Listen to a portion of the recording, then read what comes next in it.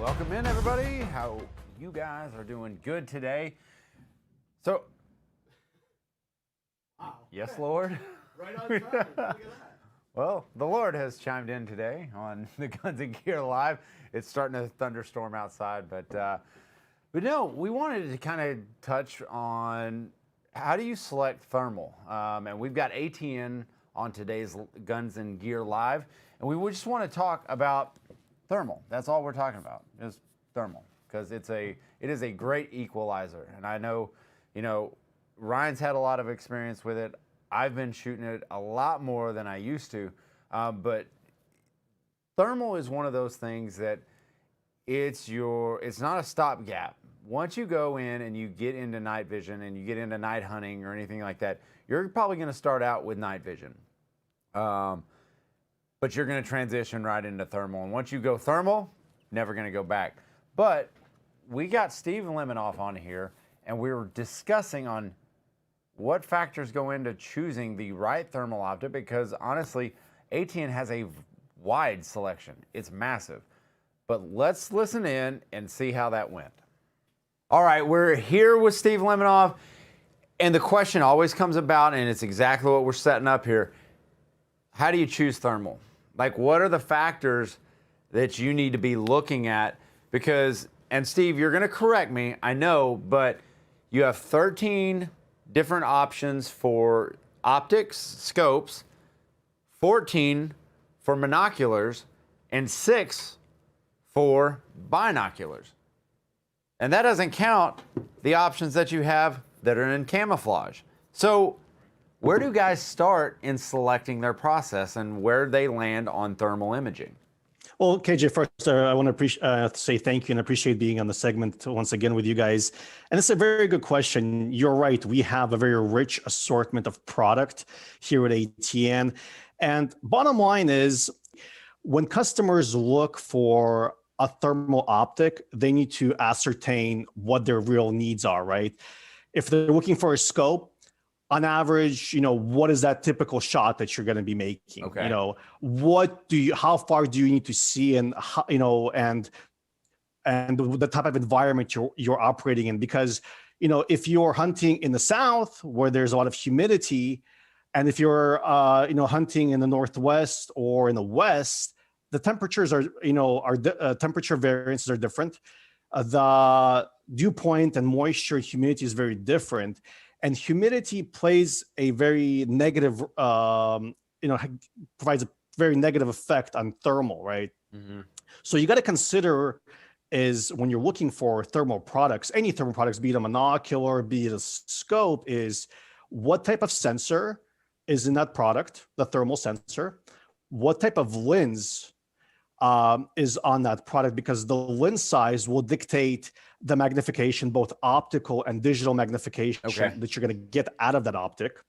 And also, depending on the combination of the thermal sensor and the lens size, will get you, the variances in the ranges that you desire. Basically, if you're looking for something economical, that your shots average about 150, 200 yards. You don't have a huge prairie. There's a bit of a wooded area. A Thor LT will fit the bill for you, because, the sensor lens combination will give you that yardage that you need to hunt those distances. Now, if you have something like long range shooting, 300-400 yards, and you really need to identify the target and have really good optical and digital magnification, then something like a 320 or a 640 core sensor with a larger lens, like a Thor 4, will be better suited for you. Right. And that's kind of what we have kind of laid out here. We've got a good mix of it, but talk a little bit more about the sensor and how you guys came up with that, because I think that's one of the biggest questions that I would have. Like, if I hunt, how I hunt maybe in Oklahoma or Texas would be far different than a state like Georgia or Tennessee, where it's really thick woods. You want the best optical quality you can get, obviously. Right. Is that correct? You're absolutely correct, but everybody has different budget constraints, and so honestly, your budget will really dictate what you could step into. The good thing about ATN, you're not stuck with really anything that you purchase. We have a great upgrade program that you get into an Optic and maybe you're not happy with the performance. You want something better. You could always upgrade to the next level to get the better product that would perform to your standards or to your needs better. So we give you those options, right? We have several different sensors. We have the 160 by 120 in the 17 micron. We have a 320 by 240 sensor in a 12 micron.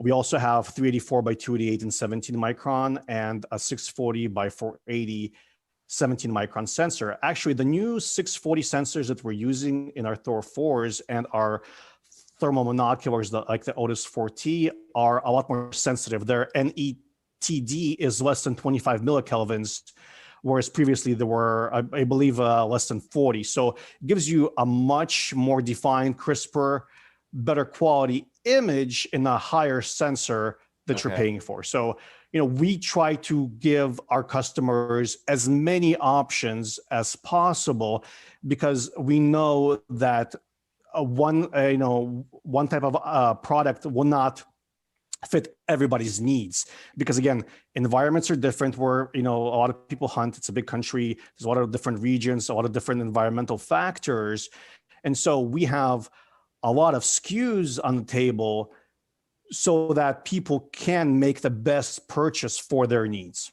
Okay, now, man, that's a lot to unpackage there especially for the guys that are looking for a direction. And from what I'm hearing, you need to pay attention to your budgetary limitations and it's a lot like what we've been preaching with glass on top of a very expensive rifle, is buy the best you can. But there are some features like the Thor, honestly, the LTs, I've been really happy with them, and they are more of a budget-friendly version. It doesn't have all the bells and whistles. It doesn't have, recording capabilities, which that wasn't extremely important to me.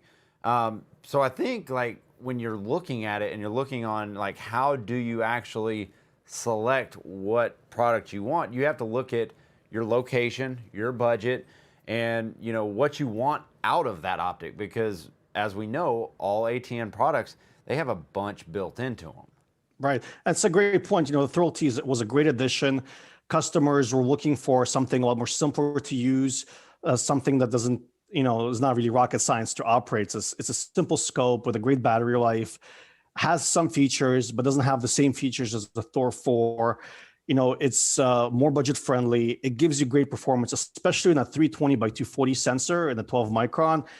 The performance is phenomenal. Great ranges, 300-400 yards out, depending on the lens configuration. So you're right. Everybody's budget and needs are different. And, once you get into it, I hear it over and over constantly is you get hooked and you just want to go, a step up to get better and better, because as you're using the equipment, you're learning how thermal works, because it's not like traditional glass. It works differently. Your expectations are different because you're learning something new, brand new to you.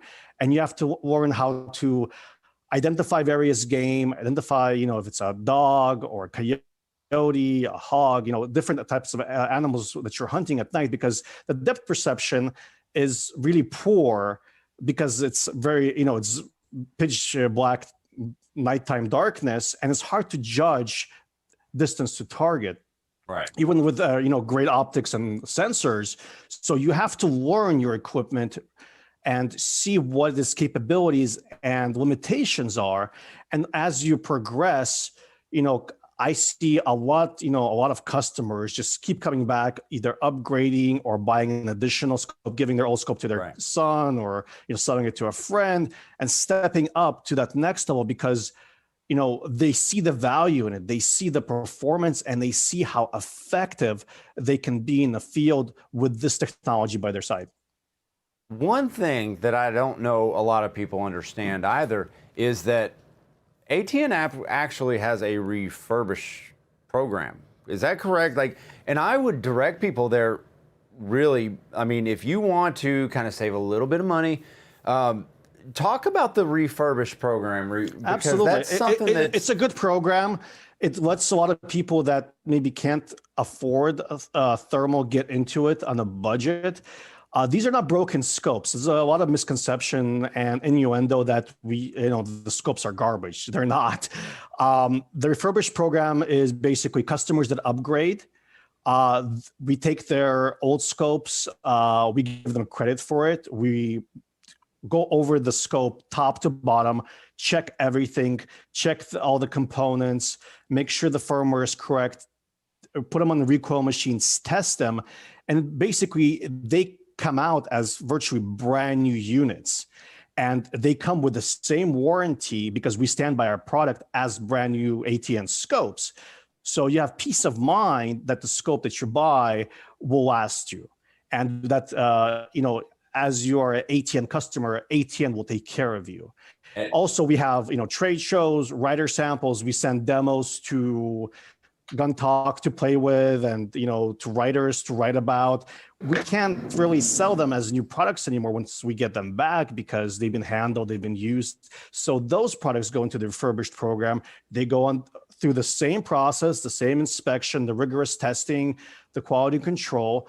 We put them into the refurbished program and we give our customers the opportunity to buy those products. I don't want to send these back. I like playing with them too much. But they do work, and I think if you're trying to line out, I would encourage you go visit atncorp.com because I think you're gonna go down a rabbit hole because you'll start looking at one and you're going, well, I've got the budget for this, but if I wait a month, maybe I can upgrade, but the real problem's gonna be is selecting and defining what you need. You already know you're wanting to jump into thermal, and now is going to be the exact time to do it because they're going quick and they're coming out with a lot of new stuff. And some stuff on the way is really exciting. I just noticed how lazy I got. I just sat down. I was standing up and I just sat down. So I got a little lazy. A lot of good information right there for guys or gals looking to get into thermal and how do you select. We got some good conversations going online. I know our good buddy Luke Capri tuned in and he asked, if we have any hogs down here in Louisiana, and a lot of the hog hunting that I've actually done at night with ATN has been here in Louisiana, but it's a little bit different. So waist-high fields in rice fields is terrifying. It's absolutely terrifying. But I did not notice, so using thermal and night vision in those fields really doesn't work. And there's a reason why. It's because it's stacked up and it's so thick in all the rows, you can't see right in front of you. So when you're stalking through and you're trying to stay on your optic looking for a heat signature, because that's really what you're doing with thermal. You're registering a heat signature, and that'll provide feedback on what it is, what's shaping that line. So the sun beats down on the rice all day, and so it's just a big heat signature.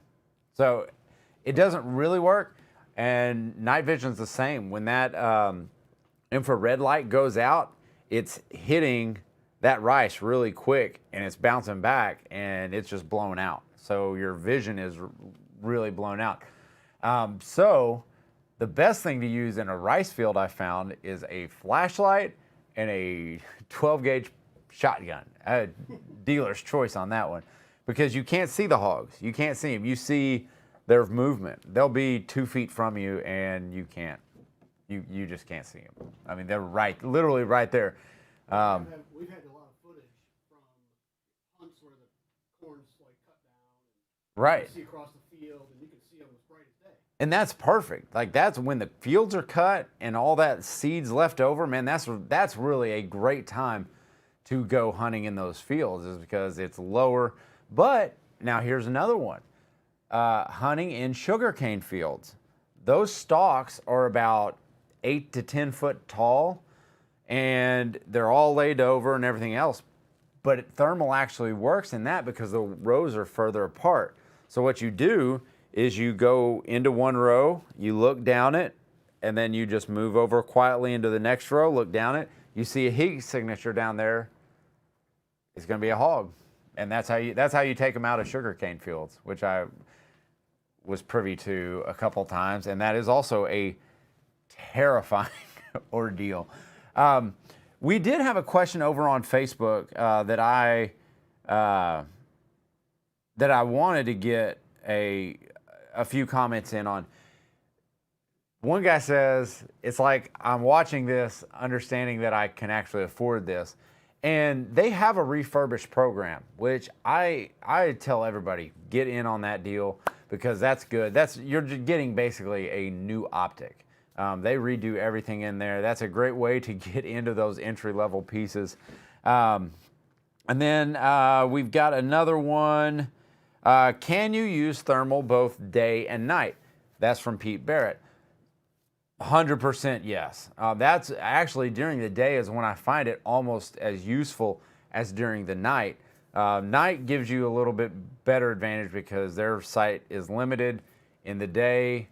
But as a scouting tool, if it's legal in your state, it is an invaluable resource to have. Even going with something like this OTS or Otis LT, even going to something like this little handheld unit, you can mount it. There's spots where you can mount it on a tripod, but even just taking one of these in the fields to pick up those deer or those hogs earlier really is a beneficial and it's an advantage to you. But again, that all dictates off of what the legislation says and hunting regulations say in your state.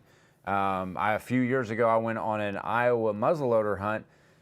Thankfully, I was hunting with a game warden, so that's helpful. And I asked him beforehand. I was like, "Hey, for handheld units, is it okay to take thermal?" And it was okay with him. So I figure he knows the law better than anybody, and he's a great hunter. But when I showed him what thermal can do for his scouting, he was blown away by it. He actually went out and purchased an ATN unit like I had. It was an Otis HD, and I love it. Let's see. I'm getting... Tim Graham says, what is happening here? I don't even know. So, but anyway, we've got, all these ATNs and how you decide. You got to answer questions. What type of hunting? Is it legal? And then it's all about bank flow, cash flow. If you prepare your bank budget to fit here, you're going to be good. What we got? I was going to say, what about the buyback program? We talked about that a bit. Yes. It seems like it's a good deal. The buyback program actually is really good. What they do is they basically give you money back for your optic. So, like, let's say I went in with a Thor LT and I wanted to upgrade to a Thor 4. And, I mean, honestly, I hate to say it, but yes, you throw this one in and though you can upgrade that and just pay the difference, which that's really cool. My only problem is that I really like the Thor LT based on my uses of it. Like, I don't need to record video. I don't need Bluetooth. Like, there's some things that I just don't use that, but it is handy to have. I mean, so if I could just get both of them, I'm going to definitely do that. Well, yeah. But yeah, Luke says not legal in New York. There's going to states like that. And Stephen Dilworth over in California, probably not going to work for you.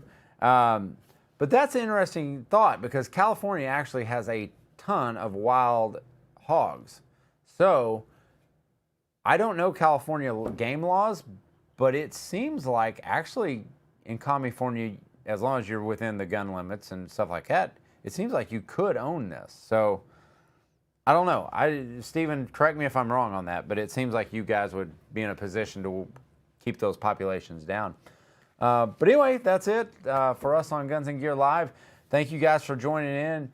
As always, guys, if you guys have questions about this stuff, go ahead and list them in the comments and we'll get it taken care of and I'll address any of those issues that keep reoccurring for you guys. But anyway, Thank you for joining in and hope you guys have a great Wednesday. Don't forget, Gun Talk Live will be back tomorrow. Regular scheduled time, like 2 o'clock? Why not? Okay, Michael says why not, so we're going to roll with that. You guys take it easy.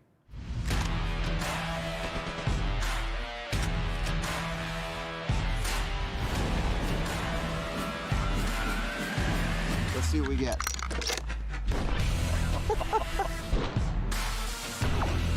Always very innovative.